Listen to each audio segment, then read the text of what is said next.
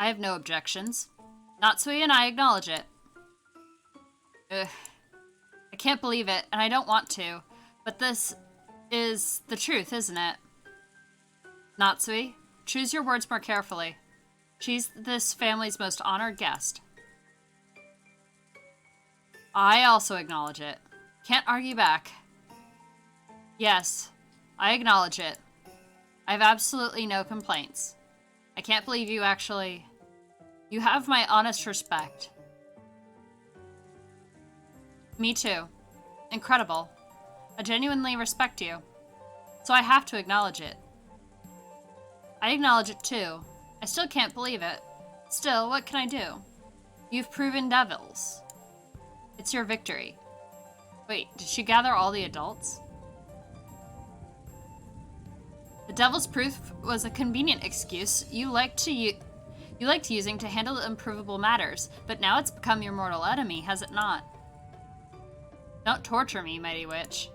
I've already acknowledged you. I resign. Kyrie? Kyrie? Do you still have objections? I must have everyone in agreement. If you alone will not acknowledge my existence. As the witch laughed boldly, the siblings started getting frantic. They were afraid of displeasing the witch. Kyrie lightly closed her eyes, and after keeping silent for a while, opened her mouth. My apologies. I resign. Only Kyrie had faced the witch with stern eyes until the end. However, this had only resulted in her refusing to accept the truth for a short time. The truth, the being that was before her eyes, couldn't be denied. Devils had already been proven. I also acknowledge it. You are Beatrice, the Ushiramiya family alchemist, and a user of great magic. I must acknowledge the fact that you are a witch. That's not good. That's not good at all. If she's acknowledging it, we're all in trouble.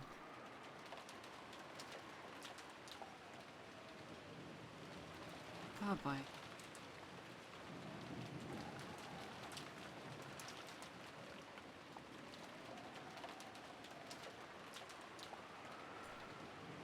Alright, what's going to happen?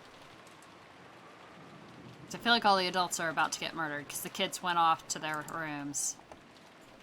That was an odd number of people in that room.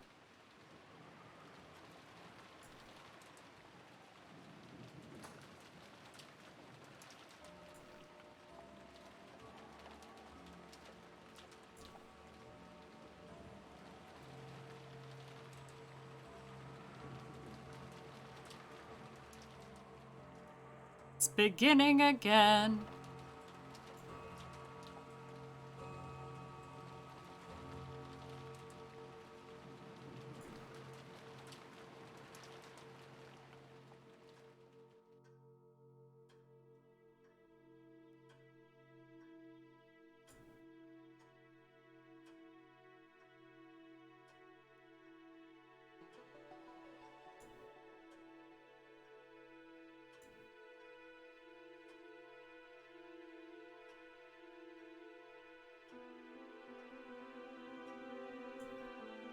Getting a feel for where everyone is.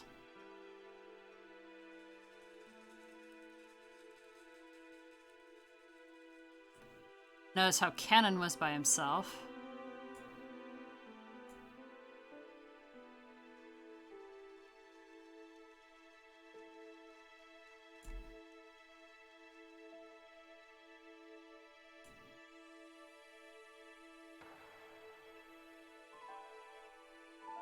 Where was Shannon and all that? Did I miss her?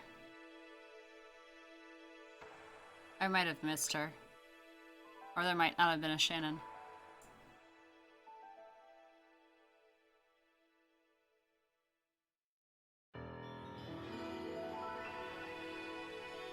You don't think so? Okay. I'm keeping track of everyone. First person you saw was Cannon. Okay. Because I think he was the first person after the adults, so I don't know where Shannon would be. Second day. Oh boy.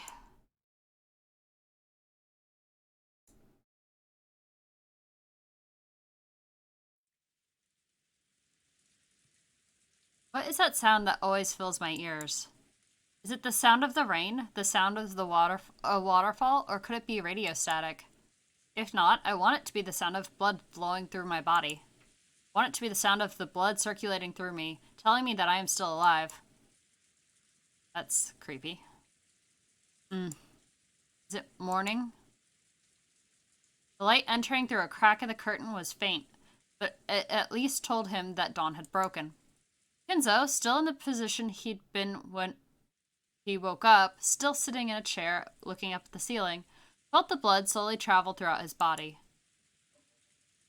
Judging by the clock, it was early morning, 6 o'clock on the dot. No matter how tired he was, no matter how deeply he slept, he always woke up at exactly this time, as though he had measured it with an hourglass. He didn't think of this as something to boast about, but he told himself that, as long as he could still manage this, his health couldn't be that bad. Morning has come, which means, it would appear I've avoided becoming one of the first sacrifices. Was I merely lucky when the roulette was spun, or is this the fruit of my efforts? How irritating that I cannot tell the difference, but I mustn't be bothered by such trivialities. Kenzo was struck by a faint desire to see beyond the study door. After all, he might find the traces of someone's vain struggle to break through the door, a sign that someone had tried to select him as one of the first 6 sacrifices. Humans are cheap creatures. Even though everything is ultimately decided by God, when humans are given good fortune, they arrogantly feel it was due to their own ability. That was why he wanted to check whether there was a wretched mark on the door. The very desire was human. And that was why Kenzo did not check. He often rejected desires that came to him because he was human. By doing that, he could be immersed in a feeling of sufficiency, as though he himself had become a being that surpassed humans. He recognized human desires for what they were, and guarded against them. Things that a human would want to do, he resisted. This eccentricity and rebellious nature had surely given him a rare genius, making it possible for him to succeed in his exploits as he revived the Ushiromiya family in a single generation. Well then, Beatrice, what were the 6 pieces you took? And what will your next move be? Entertain me. My defense is perfect. I will not shame myself like last time. Heh.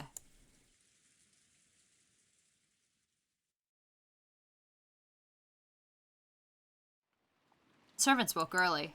They had to open the curtains, prepare breakfast, and complete various other tasks to welcome the guests to a new day. Goto was the most enthusiastic. During the family conference, he had been told to concentrate his efforts especially on cooking, and he'd been specially exempted from several tasks that servants normally must do. Goto, who was a show-off, seemed to be feeling particularly superior because of that. He let Genji and the rest prepare the rest of the mansion, worked on making breakfast in the kitchen. Genji split the work with Shannon and Cannon, and they carried out various tasks. Shannon headed to the dining hall and knocked. Last year, the family conference had continued into the early hours of the morning. Wouldn't have been odd if this year's conference had done the same. Considering the possibility that they were still having a discussion inside, she knocked. There was no response, so she opened the door and said good morning.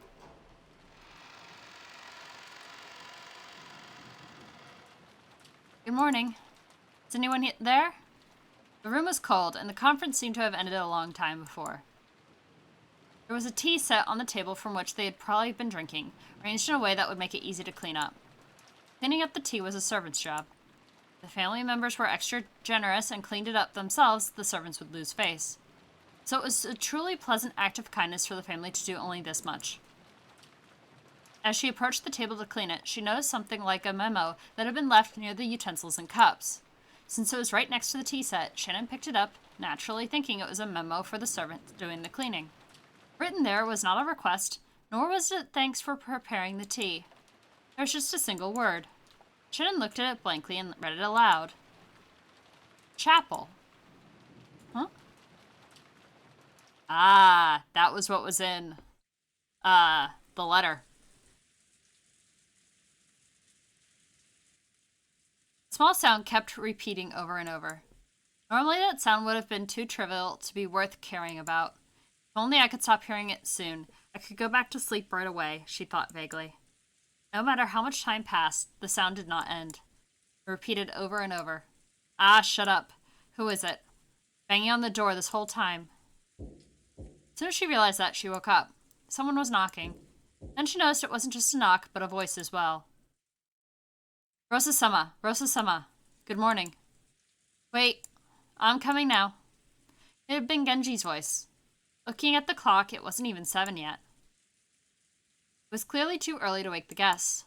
Did something happen that was bad enough to cause this? She felt her sleepiness increasingly fade thanks to this premonition of misfortune.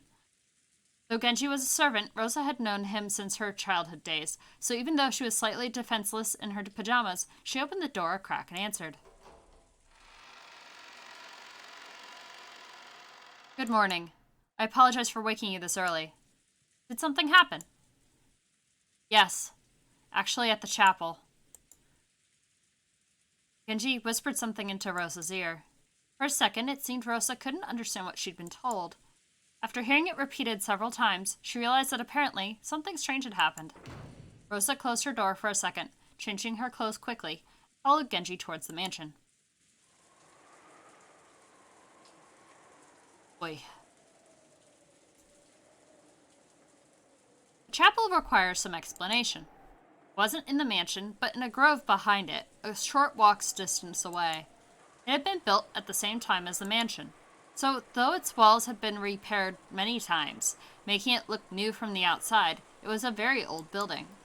Rosa dashed through the rain along with Genji. Just like the previous night, the rain was falling in earnest. So Rosa was there, and then she went to go to bed, apparently. Eventually, the chapel came into sight from beyond a thin grove. That's a huge building. Just looking at it from the outside, it seemed like a place of dazzling beauty, where a pair of young lovers might want to get married. However, Kinzo apparently viewed it as a very sacred place, so Rosa and her siblings had been given strict instructions not to approach it unnecessarily. Even though they were all grown up now, approaching the chapel for any reason would still make them feel guilty, and also afraid, as if their father might get angry and hit them in the face.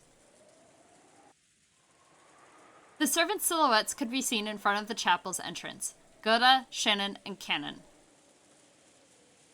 Alright, they're both in the same place. Are they both going to speak, or is only one going to speak? Which meant that all of the servants on the morning shift had gathered. A short while ago, Genji had spoken to Rosa, telling her what the situation was. However, without laying eyes on it directly, she definitely hadn't been able to understand. It was probably the same for all the servants gathered here as well. Without seeing it with their own eyes, they wouldn't have been able to understand what was going on.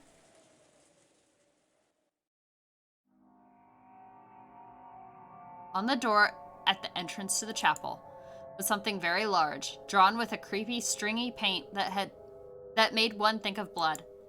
Something like a creepy magic circle. What is this? When was it drawn here? The servants looked at each other. Goto was the first to open his mouth. My apologies. We don't usually enter this building, so we don't know when it was made. Then who was the first person to find it? It was me. When I went to the dining hall to clean up the tea set, I found a memo with chapel written on it. Shannon held out the memo with a shaking hand. Whose handwriting is it? It isn't Nissan or Naesan's. So after that, you came here and found this, right? Wait, does this mean Rosa didn't open the letter? Or is she faking hard? It's entirely possible she's faking. Yes. Rosa-sama, look at this. Oh!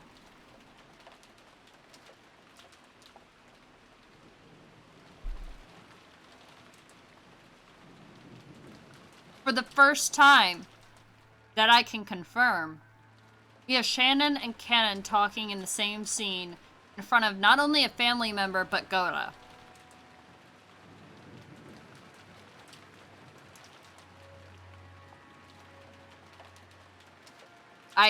I need to rewrite some theories now. Maybe. I don't know. I'm thinking hard on this. That's concerning and alarming. What? Happy Halloween for... What? Cannon pointed at a single line of English written below the creepy magic circle. Until it had been pointed out to her, she thought it was just another part of the magic circle. There, the following words were written in English. Happy Halloween for Maria. Happy Halloween for Maria. This creepy magic circle was for Maria. Happy Halloween. Yesterday, only one person had said Happy Halloween to Maria. The key phrase matched. It was the Golden Witch, Beatrice.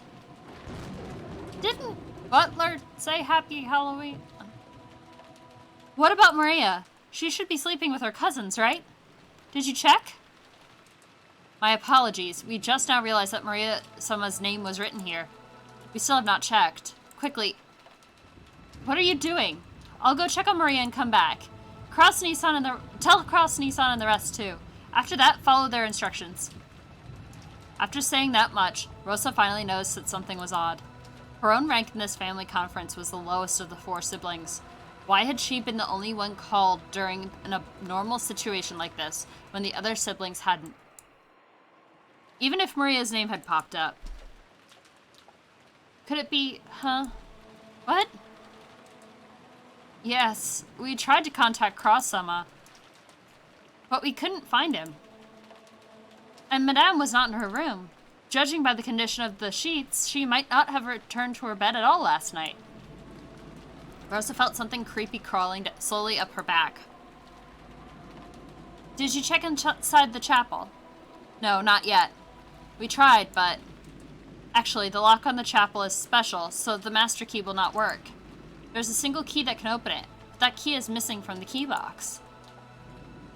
She didn't want to get closer to the door with the creepy magic circle if she could. Rosa readied herself and approached, then tried pushing and pulling the knob. All she felt was the resistance of the sturdy lock. We searched to see if there was a window we could enter through, but I think we'd have to break one of the windows if we wanted to check inside. What do you think? There's no way I can give you approval to do something like that. It's his father's precious chapel. At that time, the events of the previous day swirled around in the back of Rosa's mind. That's right. When I met that witch in the rose garden, didn't she hand Maria an envelope? Yeah, there was no mistake. She did hand it over. When Maria tried to open it, the witch told her not to do it yet, and then she surely said, "The time to open that will come soon." Rosa was sure. There could be no mistake. The envelope Maria had received was...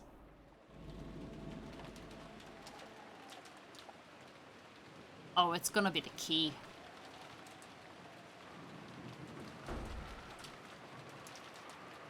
That's concern. Also, Rosa, did you open your letter at all? After dashing back to the guest house, Rosa approached the cousin's room while hiding her footsteps, softly opened the door, and peered inside. From the inside, she could hear the healthy snores typical of young people. There were 4 children, and Maria was there, sleeping soundly. After breathing a sigh of relief, she entered the room with quiet footsteps.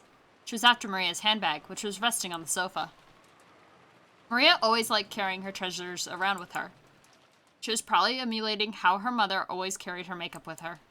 Of course, she was just imitating her mother, so everything on the inside was junk. In Maria's case, it was full of small, creepy occult items, notebooks describing things of that nature, and so on. Rosa had never been happy to see her daughter walking around with things like that, which weren't girlish at all. However, trying to force Maria to stop had resulted in a big fight, so she decided to let it be. Here, this is a Western envelope with the crest of the gold eagle. When she took it out of the bag, she realized there was a heavy, vaguely cylindrical object inside. She could tell by its feel and its weight. There was no doubt. This was a key. After turning around and checking that Maria was still sound asleep, Rosa tore open the envelope and the contents spilled out into her palm. It was a key with an old and intricate design. Rosa gripped that key and dashed out.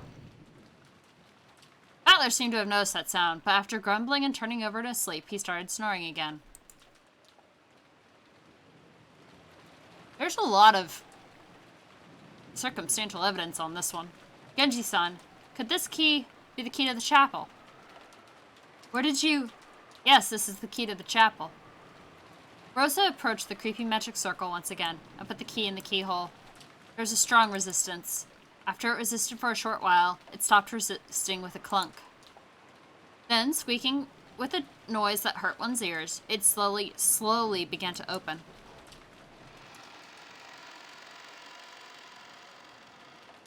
Is anyone there?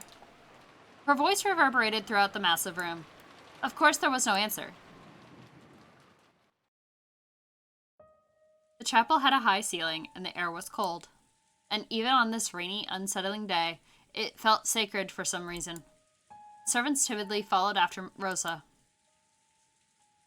Rosa-sama, look at that. Kennen noticed it immediately and pointed. Over there was an altar. The place that would normally have a pastor preaching of God's love, there was a table that shouldn't have been there. At first, it looked like a dining table. There actually were gorgeous plates and utensils placed there, making it look like a child's birthday party or something. Upon closer inspection, the surrounding area had been decorated with pumpkins and black and orange ribbons. They were probably Halloween decorations. And there were people seated at this table. That's a sick Halloween party. 3 people on each side facing each other, seated in chairs. They could be recognized at a glance. Kraus and his wife, Eva and her husband, and Rudolph and his wife. But if you wanted to be sure, you'd still have to go even closer and check. Because they seemed almost like dolls. Rosa and the rest had opened the door, entered all at once with the sound of many footsteps, and called out, asking if anyone was there. Yet there had been no reaction. Even if Rosa and the rest assumed they were being ignored, you'd still expect there to be some kind of reaction. There hadn't even been that. So at first, it felt like someone had set down some dolls that greatly resembled those people. By now, it wasn't just Rosa. Shannon and Kennen, and even Gota. They were all fighting frantically with the creepy emotion that grasped their hearts. Nisan? Ne-san? As she walked towards the altar, she called out again, but there was still no reaction. Yes, by now Rosa was sure of it. She was sure these weren't dolls, but the people themselves. This is... They grew close enough to see clearly what lay on the table. It still looked like an adorable banquet, reminiscent of a children's birthday party. Plates piled up with sweets, cute pitchers with drinks, all kinds of pumpkin-shaped ornaments. They were all decorated in a Halloween style. While this probably wasn't the time to be thinking it, Maria would surely have been delighted to see all this. That was the state of the table they sat in front of, apparently asleep. It was an eerie scene, as though a small, fun-looking Halloween party had been stopped in time. They're all... sleeping? When she approached even closer to them, she realized that there were snacks scattered all over the floor. Candies, cookies, soda, and chocolates, all with heavily fantasy-themed packaging. They were all scattered across the carpet, covered with blackberry and cranberry jam. That's not jam! Ah! Rosa and the rest finally realized what the situation was. It was a Halloween party. A banquet for those not of this world. Kraus, Natsui, Eva, Hideyoshi, Rudolph, and Kyrie were seated in chairs, apparently asleep, but all dead.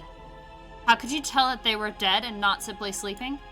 That was because they'd been vertically sliced open, from their chests to their stomachs.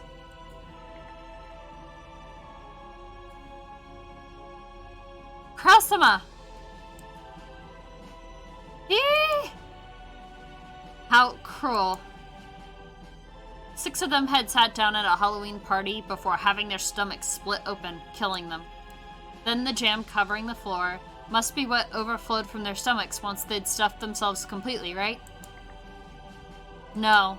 The contents of their stomachs had been scattered all over the floor. And that wasn't all.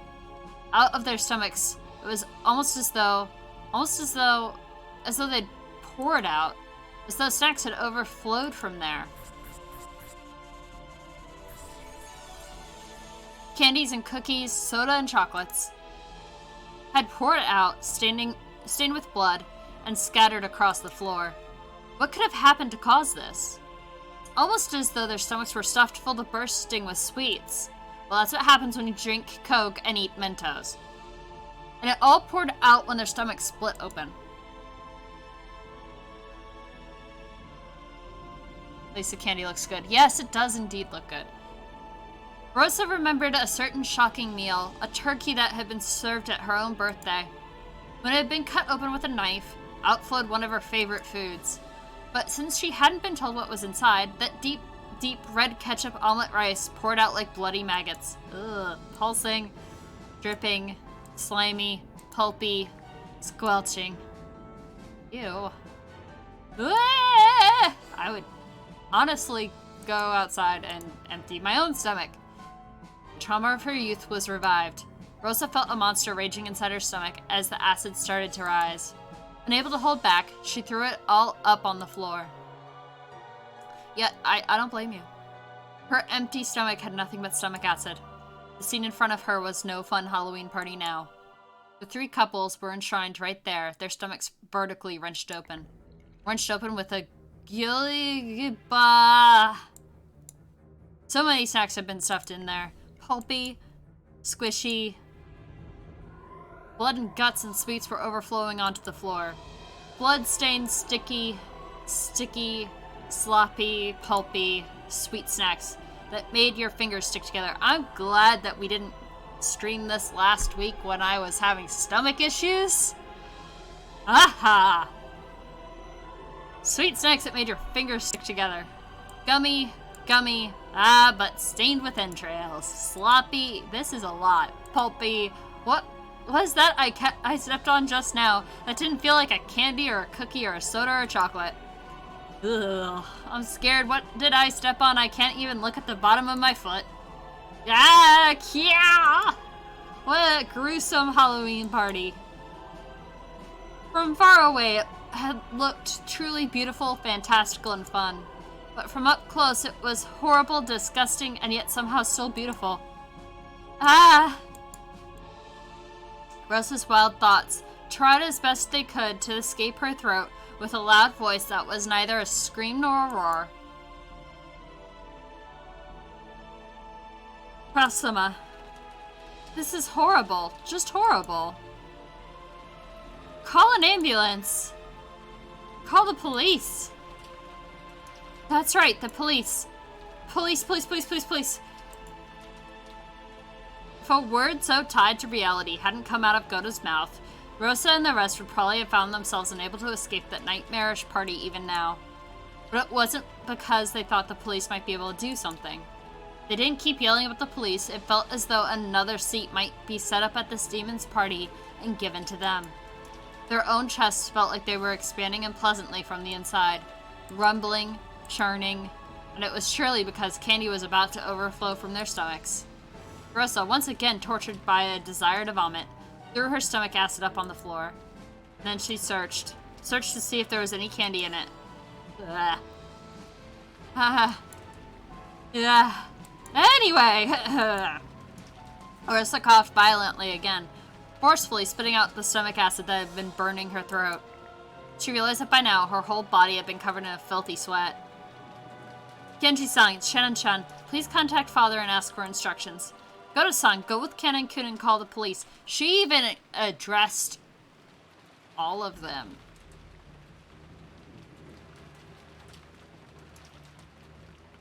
Well, not to detract from the situation, but something has changed. Something has physically changed. Then, have Dr. Nanjo come here. Why even bring Dr. Nanjo here? It's a bit too late for medical care. The servants accepted their orders and dashed outside. After watching them leave, Rosa once again stared at her siblings, with whom she'd spent good times and bad, and their partners. Though there could be nothing more tragic than this scene, For some reason, she was tempted to describe these fantastical deaths as beautiful. Yeah, well, I want to know how you were there last night and then got back to your room and don't seem to be remembering this. What has happened, my dear? They aren't here. Where'd they go? The servant room and the kitchen are both empty. What in the world happened? Mama! Where's Mama? My letter! The letter I got from Bito! Give it back! Give it back! Ah! Perplexing. Battler-kun, are you sure it was Aunt Rosa? Well, even I was half asleep, so I'm not too sure, but I get the feeling that in the early morning, Aunt Rosa came in and fished around in Maria's handbag. I figured there was probably a tube of toothpaste or something in there. Why would there be a tube of toothpaste in Maria's handbag? Looks like you were a little more than half asleep. I mean, well,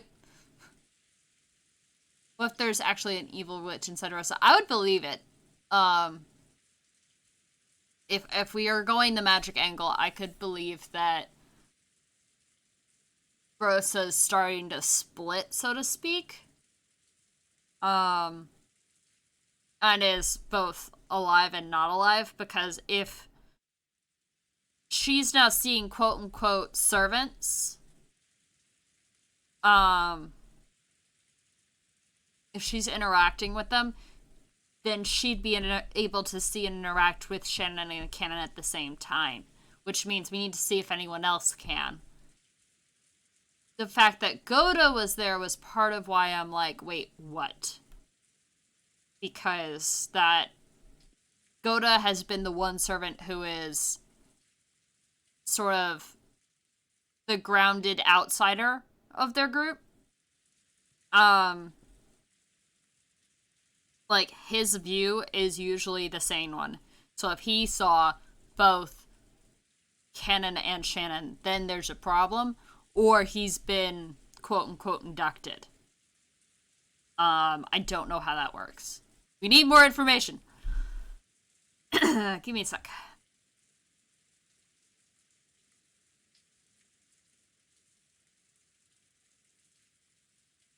Battler vaguely remembered Rosa entering the cousin's room.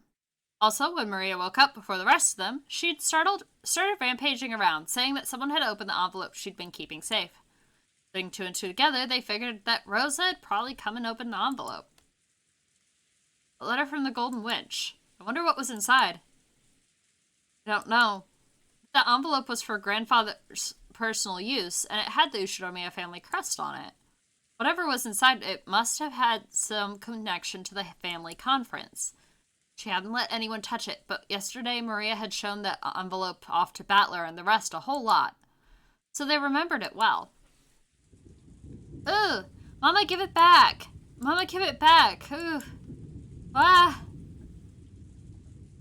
Well, if you're right, it'd have to be pretty important. Why would this mighty witch give something that important to Maria?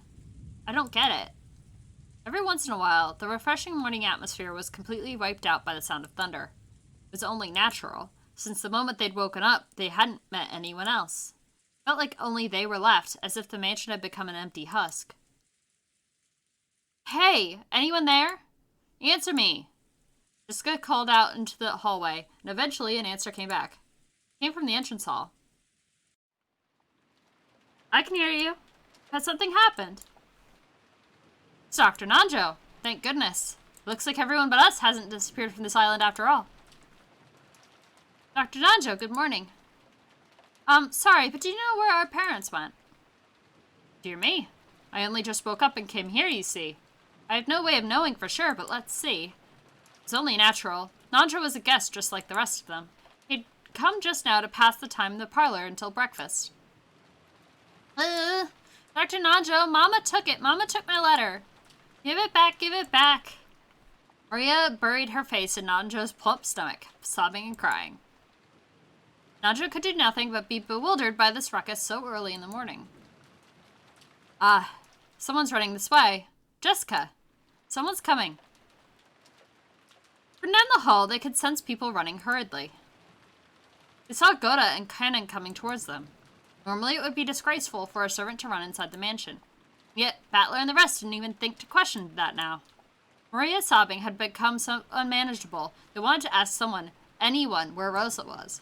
The two servants seemed to have bigger things on their minds than Jessica, who was waving at them. Goda flew into the servant room. When Kenan noticed that Nanjo was there, he bowed and approached the doctor at a quick pace before whispering something into his ear. What did you say? Rosa did? Yes. I will guide you, so please accompany me. Understood. This way. Without saying anything more than that, Kenan finally noticed Jessica and bowed to her. But he wasn't calm. He dashed back down the corridor by which he had come, followed by Nanjo. By looking at how hurried they were, Battler and the rest realized that, yes, something bad really had happened. You know, I would think they would assume that grandfather died. Overnight. Like, that would be my assumption if I were the kids. That their grandfather died and they needed to, like, chill. They saw Goda through the door to the servant room, which had been flung open. He was holding a receiver and violently pressing the hook. From that, they realized he was trying to call a hospital or the police. In any event, he was trying to call someone because a serious emergency had occurred. Let's have a look.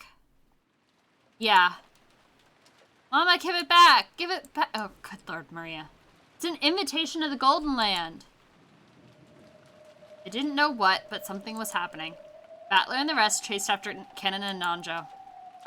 And then we realized Kenan-kun had called Dr. Nanjo, but he hadn't called us. So we shouldn't have gone with them. Wonder if Alice regretted her excess curiosity when she chased after that rabbit holding a clock. Almost at all. No, not at all.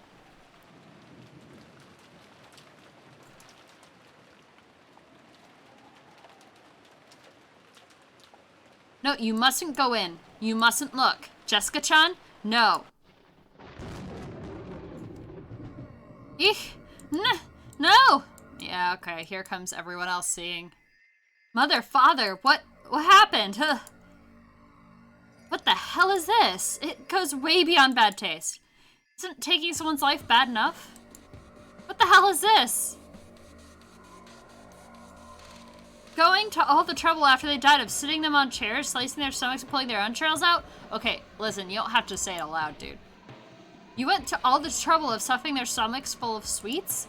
Why the hell would you do something so fucked up? Damn it, damn it. Nice job, you bastard. Just great.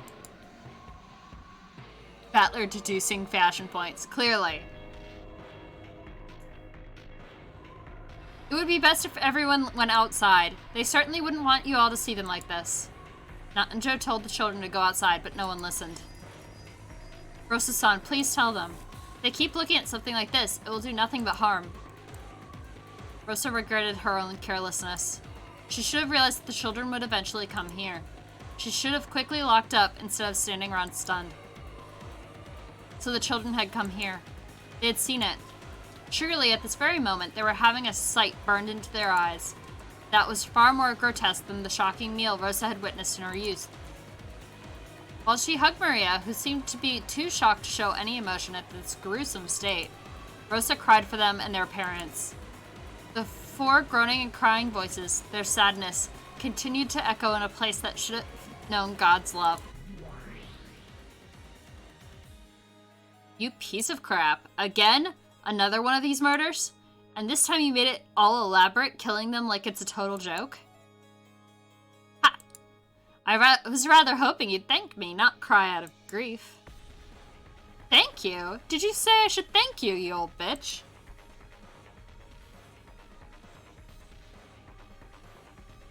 Something recurring in her memory. Yeah, she had... Apparently someone had made a turkey stuffed with omelet rice for whatever reason when she was a kid, and like it looked disgusting when someone opened the turkey, which makes sense because why would you ever cook food that way? So that was her. She had that gruesome memory, and everyone's at the table looked like that. So now the kids were seeing something even worse than the turkey incident. Is that what you're referring to, Half-Darrow? Okay, yeah, there you go. It seems like just an anecdote. Whatever. An anecdote to make it an even more visceral image. She says, thank you, you old bitch.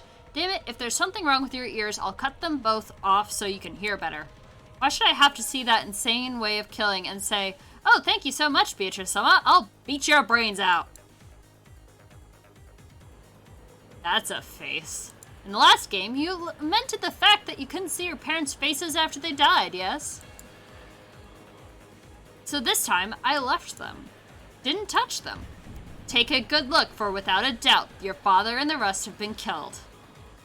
I mean, he's just got a point. Oh yeah, if it had been a Beatrice as a kid, that would have been very indicative. Really, what a nice treat. I'm so fucking happy. I swore I'd plow your face after I choked the life out of you, but I'll take that back now. I'll rip out your guts instead. Don't give in to emotion. Don't stop thinking. My game has already begun, right? That face is terrifying. I decided to leave you neat and tidy corpses this time. Do you know why? When you denied my existence in the last game, you used this line of thinking. Their faces were crushed, so the identity of the corpses can't be confirmed. Therefore, we can't eliminate the possibility that fake corpses were prepared to create an alibi. Unless that possibility is denied, a human culprit theory can still be built. What'd you say? So, Battler, is it okay to leave the examination of the corpses to Nanja?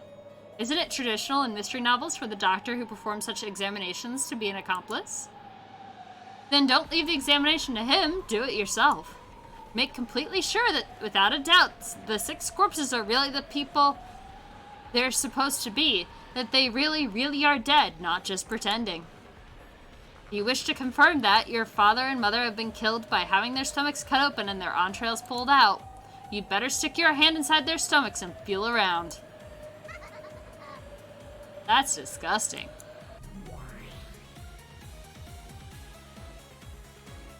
I won't cry. Damn it, I won't cry. Battler suddenly yelled. His tears were still dripping down, but as though scolding himself for being a sissy, he slapped his face hard several times with both hands. Even so, the tears still wouldn't stop. However, he felt a hot blaze in both his eyes. Whoever's responsible for this piece of work, I'll make them pay back their debt completely. So this isn't the time to cry. Gotta think about what to do. It's useless. It's all useless. If you've got enough time to cry, then think. This is no time to let yourself cry. Rather than genuine anger, maybe it was more an evasive anger to blot out his sadness. However, it gave a little courage to George and Jessica, who'd been crushed by the sadness. That's right. Even if we cry, won't change the reality of what has happened. Damn it, damn it, damn it, damn it, damn it, damn it. And what should we do? What should I do for Mom and Dad's sakes? Rosa-sama, I have returned. Goto-san, what happened with the police? What did they say to do? Did they say when they think they'll be able to get here? As to that, it seems the phones have broken down. I also tried the emergency wireless, but maybe it's the weather, but that isn't working either. What did you say? So we can't contact the police? It's that person. They did something to the phone line, made it so we can't reach the cops. When she heard that the phones had been broken down, Jessica immediately decided it was the work of that mysterious guest.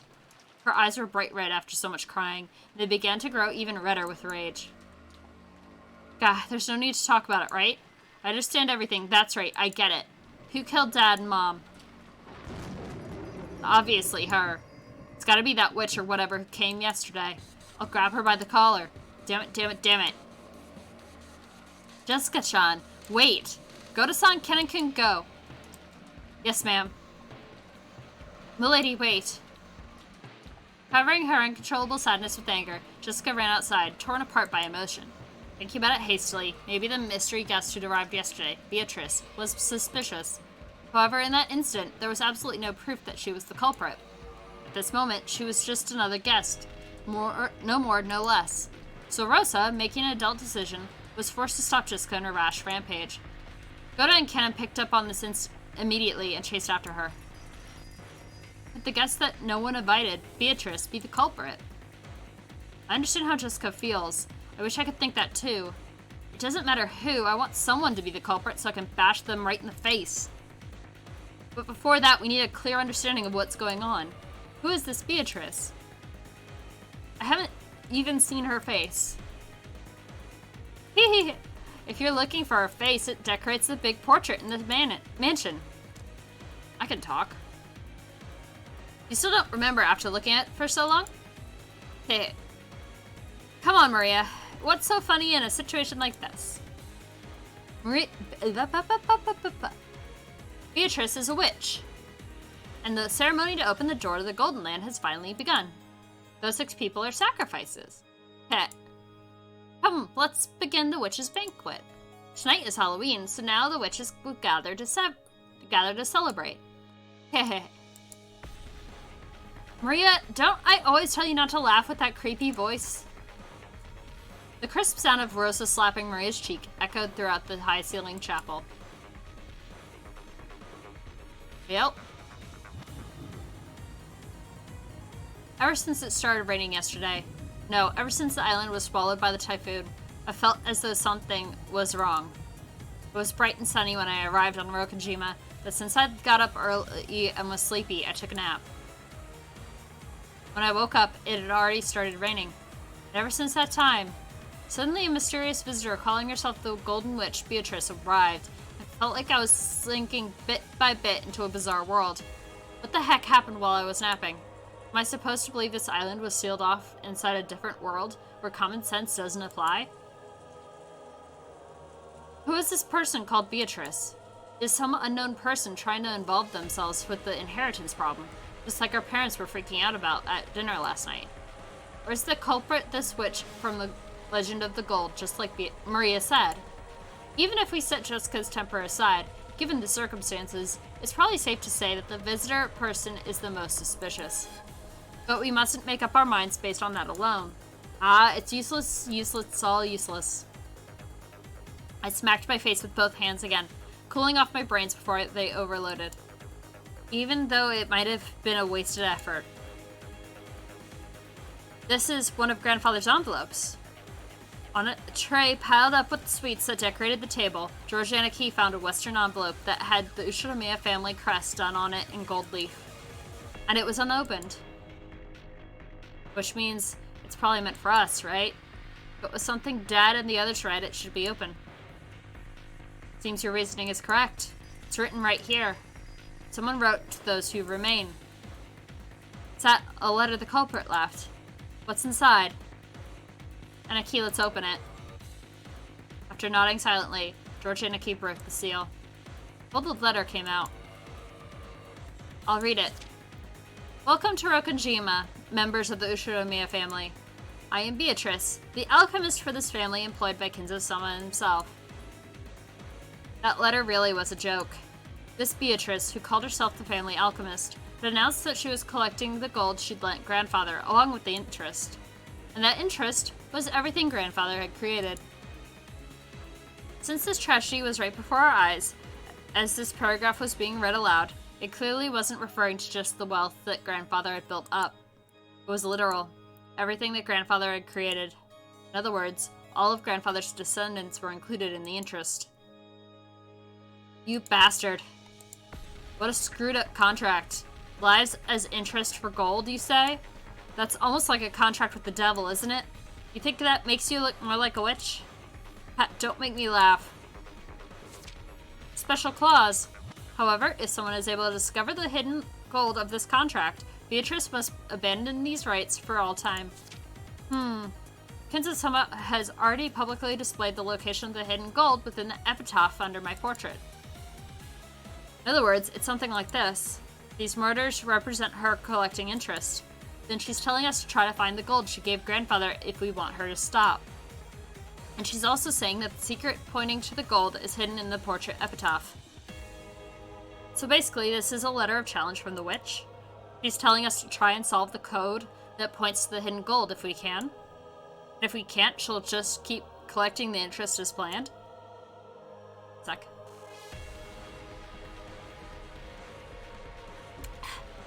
I'll beat you to death. Bring it on. Battler-kun, look. The table was covered in sweets. So even though the things were right out in the open, they just assumed they were sweets too. I mean, come on, you see them a lot, right?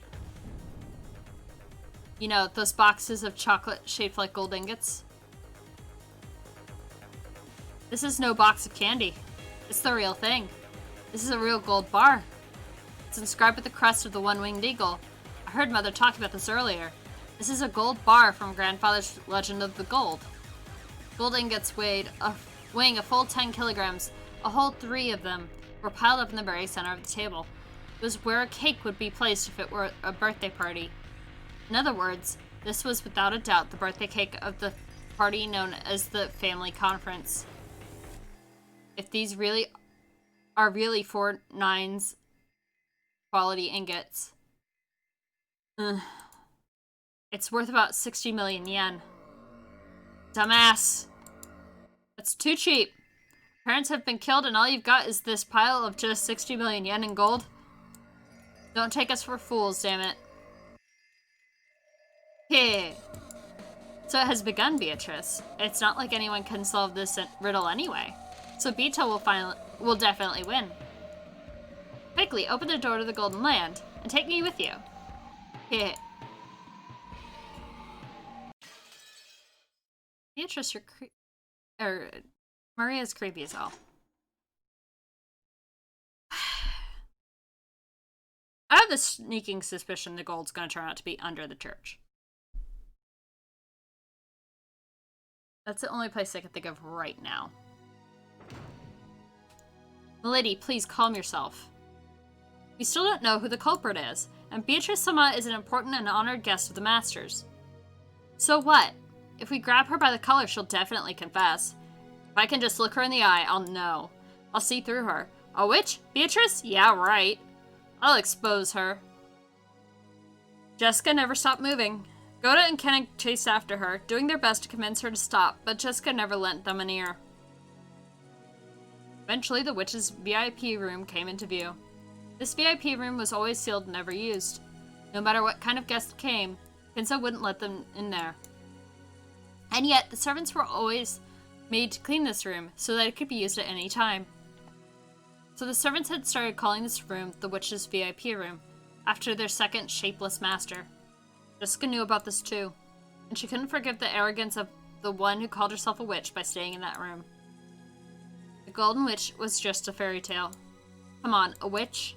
To Jessica, she was nothing more or less than the murderer who had brutally killed her parents. Question her, hear her pitiful excuses, make her splutter in pain, gasp in anguish. No matter how hard she pretends to be a witch, I'll teach her that she's just a stinking, sweaty human. As Jessica yelled with all of her strength, she hit the door to the VIP room. Definitely wasn't a knock. That sound was the beating of her anger's hammer, as if she was determined to break the door down if it wasn't occupied. Open up, Beatrice. Come on out. You hear me, right? Open up. There was no answer. Jessica grabbed the doorknob without any reservation, but she felt the resistance of the lock. She turned around to look at the two servants and spoke. The master key will unlock this, right? Use it. Milady, that would be horribly rude. Although Godo was flustered, he still tried to somehow calm Jessica's anger. After hanging his head silently for a while, Cannon pulled a master key from his jacket pocket. Cannon-san, are you sure? Yes, I'm fully aware it would be rude if she happens to be in there. At any rate, if Beatrice had nothing to do with that incident, all she has to do is give us a satisfying explanation. That's right, exactly. Let me borrow that. Honestly, I could see Jessica and Cannon being the couple thing because Cannon is starting to feel for Jessica. I'm not sure. Jessica snatched the master key from Cannon's hand and violently shoved it in the keyhole. Immediately, there was a small sound, and she felt the lock click. Then, without asking permission, she flung the door open. Beatrice, where are you? Come out. Jessica rudely stepped into the room. The witch wasn't anywhere to be seen. That bitch. She's not here. Where the hell'd she go? Yes, she doesn't seem to be in here. Jessica, thinking she might be hiding somewhere inside the room, peeked behind the curtains and under the bed, but she couldn't find anyone. However, there definitely were signs that the bed had been used. And though it was only a vague sense, the atmosphere in the room felt a little soft. It wasn't the hard atmosphere of a place normally devoid of people, like the chapel. You could definitely tell that someone had spent the night in this room, but she could not be seen. In reality, neither Jessica nor Goda had met Beatrice. They had only been told by those who had met her that she looked like a double of the character in that portrait. So they were doubtful of what her face truly looked like. However, Canon alone had met her. He understood what kind of being that witch was, what kind of personality she had. So he knew that forcing their way in here to search for her definitely wouldn't work out. She must be watching us barely flail about in vain from somewhere, sneering at us. She's that kind of person. As he was looking at things this way, Canon was the first to find it. The other two were concentrating on finding the shadow of a person, so they didn't notice. Near a water jug on the side table, there was a single sheet of letter paper. On it was a short message, and nearby a fountain pen, which had probably been used to write it. Canon had already come to understand the witch. After finding the corpses, they'd been overcome by rage and barged in here only to find no one. So of course the witch would mock them. Can't mock someone unless they know they're being mocked. So in other words, that's what this must be. Milady, there's something written here. Something written? What? Jessica dashed over and violently snatched the piece of paper away. She probably wasn't trying to be violent. She just couldn't control her strength right now. What the? Don't fuck with me. As soon as she read the message, Jessica went into a wild rage, crumpled up the paper, threw it. Then she grabbed a light beside the bedside and violently swung it around, mercilessly hitting the walls and furniture with it. The light bulbs all shattered at once, and the fragments were scattered across the room. Good lordy! Milady, please calm down. You'll hurt yourself. Let go. Damn it, damn it. Come out, Beatrice. How could you do that to Mom and Dad? Do you think you scare me? I'll kill you, I'll kill you. Beat you to death, so show yourself. I told you to let go of me, damn it. This was written on the paper. Did you think I'd be that senile to just sit around here waiting for you to come barging in? You're way too inelegant for this intellectual night. I can only imagine what the parents who raised you to be such a moron... must have looked like. Oh right, I saw them, and they looked just as moronic as you. Now their bellies are full in the land of sweets. Wow. What's the sort of thing that witch would write? It meant she'd predicted that one of the children who'd lost their parents would come running in here. If she's hiding somewhere in this room, she must be rolling around laughing now. The witch was that kind of person. She sneered at people's misfortune, using it to stave off the boredom of 1,000 years. Hand it over. I'm telling you, you'll hurt yourself. Ugh. I told you to let go. Damn it. Ah! Goda snatched away the light stand Jessica had been holding. After all, if she kept swinging it around, she might end up smashing it against something, which could cause serious injury. But to Goda's eyes, Jessica probably looked mad with rage, burning herself up with the flames of anger. But Canon's eyes saw it differently. Those were probably tears of sadness, hidden behind rage. So, when the light stand was taken from Jessica, when she started crying on the floor, scratching at the carpet almost as though she was groveling, Goda was surprised, but Canon was not. Of course, she had lost the means of crying. She had lost her means of crying by lashing out in rage. Mom! Considering that she was the daughter of the Ushimiya head family, she was in a very shabby state. She scratched at the carpet with her fingernails, and even her feet were scratching. Jessica cried very, very hard, because if she didn't, her rage would start building up again and swallow her up. But over and over again, she remembered that humiliating message. I can only imagine what the parents who raised you to be such a moron must have looked like. Don't you call them morons. Both Dad and Mom were smart. Like me, they were really smart.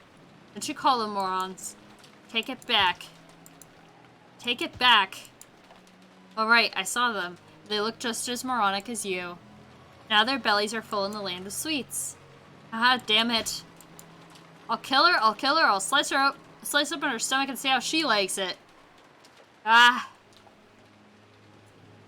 As Jessica cried and screamed, she triggered an asthma attack. Servants watching over her hurriedly ran up to her and rubbed her back, but that only provoked Jessica's wrath. Ha. The hell.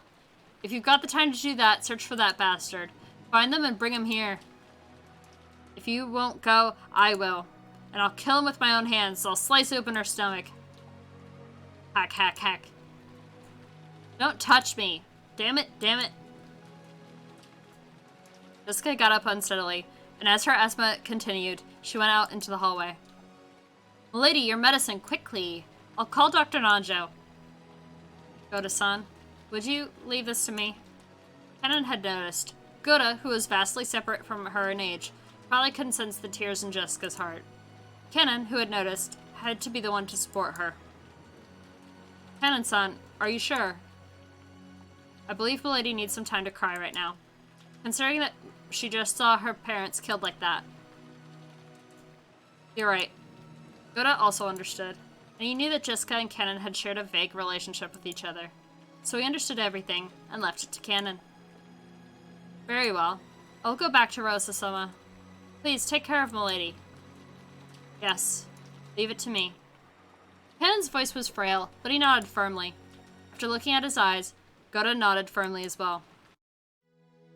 Goda was a veteran with many years behind him. He'd seen a great number of people in his life, so he knew the vigorous sparkle that could be found in the eyes of those who possess self-control. He had surely seen that in Kennen's eyes, so he would leave this to Kennen. When you think about it, maybe this was the first time Goda had ever trusted Kennen, relied on him for a job. So now we have Kennen and Jessica isolating themselves? That's not... Hold on a sec.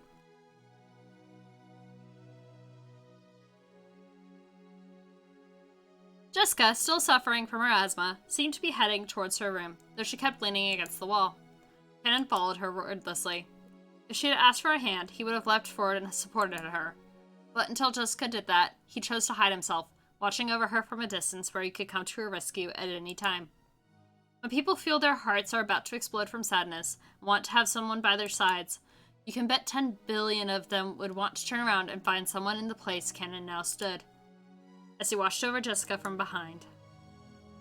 Then, finally, she doubled over in front of the door to her room. The asthma attack had stolen all her strength, and her thoughts had gotten hazy from the lack of oxygen, making it impossible to even stand up again. But right then, Jessica didn't think she wanted someone to lend a hand. She still hadn't been able to overcome her flames of anger.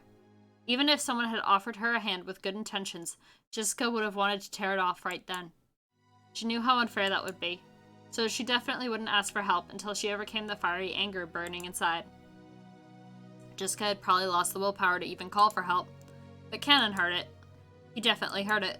Kennen definitely heard that voiceless call for help, one shared by miserable grievers the world around. An endless scream that no one ever seems to hear. Kennen quietly knelt by Jessica's side and wordlessly offered her a shoulder. Though Jessica kept coughing painfully, she accepted it, unlocked the door to her room, and entered. This way. I'll prepare your medicine right away. Insert coughing here. Jessica often said that when her asthma got serious enough, it hurt so bad she felt like she'd vomit up her whole stomach. Her face was pale, and her gaze wavered. And yet, the coughing continued. Even so, her sadness was probably even stronger. After having her sit on the bed, Kennen took a broncholator from a cute little basket on a nearby side table and handed it to her. Jessica sometimes forgot to take her medicine with her. Whenever this seemed to have happened, Kennen would take notice and secretly carry around the inhaler from the first aid kit in the servant room, but he hadn't done so today. He scolded himself, as though wondering how he could call himself furniture after failing to bring it with him on a day like this. Then he remembered the day when he'd used that word and somehow betrayed Jessica's feelings. It jarred Kennan's heart, but he felt it would be indiscreet to think about something like that, considering how Jessica felt now. And he locked it up inside the depths of his heart.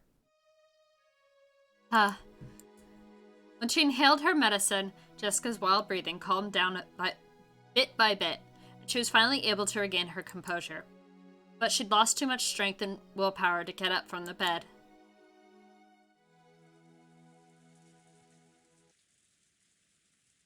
Are you alright, milady? I'm alright. I'm all messed up over Mom and Dad. But after I cry a bit more, I'll be alright. Kennan regretted his poor choice of words. Did he really say, "Are you alright" to her? Was he really that clueless of the pain in her heart? This was what made him furniture. This was why he couldn't become human. I will be in the corridor. If you need anything, please call me immediately. Kennan understood that she needed some time to cry alone. He told her to call him at any time, bowed, and tried to leave the room. Do you need something? Jessica had spoken up as though she wanted him to stop, so Kennan had stopped. She asked it, I'll do anything I can to help her. Right now, I'd become even a cane or a chair if it would help ease the pain in her heart. If by doing that, I could make up for the pain I dealt to her heart on that day. For a while, Jessica stared into Kennan's eyes. It was as though her reason for stopping him was something she couldn't put into words. For a while, neither spoke. Jessica broke that silence with a small voice. I'm sorry. It's nothing. Did you tell Aunt Rosa that I want to be alone for a while? I won't let you be alone. Huh? I won't let you be alone. So I will be in the corridor. Please call for me at any time. For just an instant, it looked like some kind of hope had flitted into Jessica's eyes. It was very faint. It disappeared like the first snow on the surface of a river. Thanks. Let me cry alone for just a bit. Yes. Excuse me. Kennan bowed once again and closed the door. He thought those words of his would give her some courage, but now it felt as though they'd actually hurt her for some reason. Why? He didn't know. Surely that was because he was furniture. That was why he couldn't grasp human sadness even now. Boy! As Kennan repeatedly questioned himself, he walked down the corridor. He felt like the window at the corridor's end was coolly calling to him. In the end, am I nothing more than furniture after all? It was still pouring outside, a dark gray world. Even on days like this, Shannon would surely see the ocean and know that it was blue. But to my eyes, even if it cleared up, I would only see gray. Until I can understand the blue of the ocean. I'll be nothing but furniture imitating a person. You really don't understand a woman's heart, do you? Be a fucking Triss. At times like this, you ought to stay silent. You ought to silently remain by her side. That's why you're furniture. You. There shouldn't have been any trace of human life in this corridor. It had been an empty corridor filled with frigid air. But those scoffing words approached Kennan from behind. When he turned around, he saw that witch. That witch who hadn't shown herself when Jessica had searched for her, with a rage bordering on madness, and who had left that sneering letter to toy with Jessica. She is in the schoolgirl outfit again, I noticed.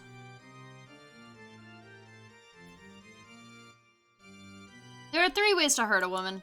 Let me teach you them. One is to hurt them with a blade. Another is to hurt them in their heart. The last is the most difficult and most effective method of hurting them, and yet it can hurt them without you even realizing it. You know what I mean? How could I know? I don't even want to know. It's to betray their expectations. No living being is more of a dreamer than a woman. They make up dreams all on their own and end up hurting their own selves.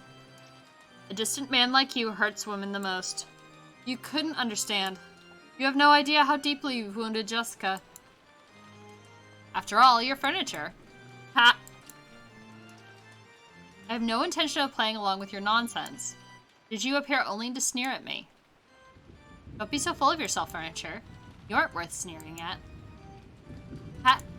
Still, though you may not be worth my time on your own, if the two of you are gathered, that's all I need. The pleasure that comes from laughing at the fate of young couples never tires me. What did you say? You don't mean... The lady is going to be... I need two who are close for the sacrifices of the second twilight. The two of you are truly convenient. Wait, don't misunderstand. Milady and I don't have that kind of relationship. We can't become the sacrifices for the second twilight. Huh? That's why you hurt Jessica. That's why you cannot become human. Then there should be no problem. If you won't admit you have feelings for Jessica, I can accept that. But I will kill her. Why? You idiot. Isn't it obvious? It'd be fun to kill her and see your face twist in pain. Why else? Following the rules of the ceremony, 13 people will be sacrificed on my whims. However, there's no rules that says I can't kill more. If it amuses me, I can kill any number of people. So I will. Make me laugh as hard as I can, Cannon for the furniture. At that time, Cannon definitely heard Jessica scream.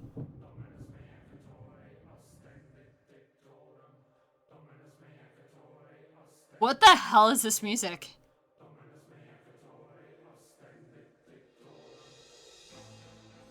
There's like chanting and stuff. When he blinked and looked down the corridor, the witch who'd supposedly been there so nonchalantly just a second ago was gone. At that moment, he was just standing there all alone in the corridor, doing nothing, and the person he wanted to protect was asking for help from far away in that direction. It was obvious what he should do. It wasn't logical. It was an electric reflex. Not a trace of hesitation or a distraction. There was a person he wanted to protect, and she was asking for help. And, at that moment, he genuinely wanted the person by her side to be him. When he flew into Jessica's room, the scene that greeted his eyes was a bizarre one. The room had become a fantastical world, where a blizzard of gold-colored specks danced, almost as though gold leaf had been scattered inside a snow globe. No, that's not it. I've seen this spectacle before. This isn't gold leaf. It's countless golden butterflies, Beatrice's minions. Jessica was surrounded by countless butterflies, waving her hands around, trying frantically to drive them away. Milady! Cannon-kun! Help! Cannon rushed towards Jessica and violently brushed the clouds of butterflies away. The butterflies, which were sickening despite their beauty, surrounded Jessica's face, trying to crawl in through her mouth and nose. Jessica choked violently, almost as though the butterflies were triggering an asthma attack, mocking her.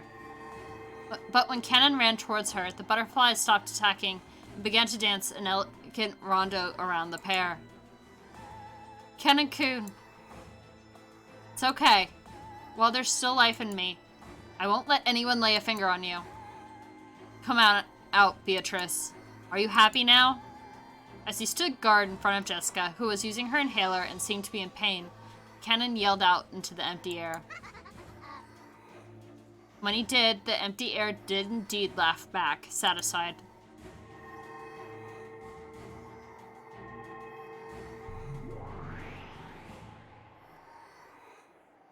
Then she showed herself. It wasn't in response to Cannon's demand. It was obviously because appearing and sneering would bring them even more humiliation. And plus, it was more fun. Ha! Now everything fits the plot. Alright, this Beatrice is in the full dress. I'm trying to keep track of this, because I feel like this is important. Now, you're the carp on the chopping board. No, since we've got a pair of you, should I call it duck with green onions? Ha! You. Beatrice. Please stand back. I'll protect you, milady. When the princess and the knight come together, it's inevitable that the witch will appear. Yes, why don't you show me how much power Kinzo's furniture can muster? She snapped her fingers with a piercing sound. When she did, a blizzard of gold butterflies was stirred up, and they began to form a small mountain as they whirled around in a circle. It was just like the swirling of a cold, wintry wind that builds up a mountain of leaves.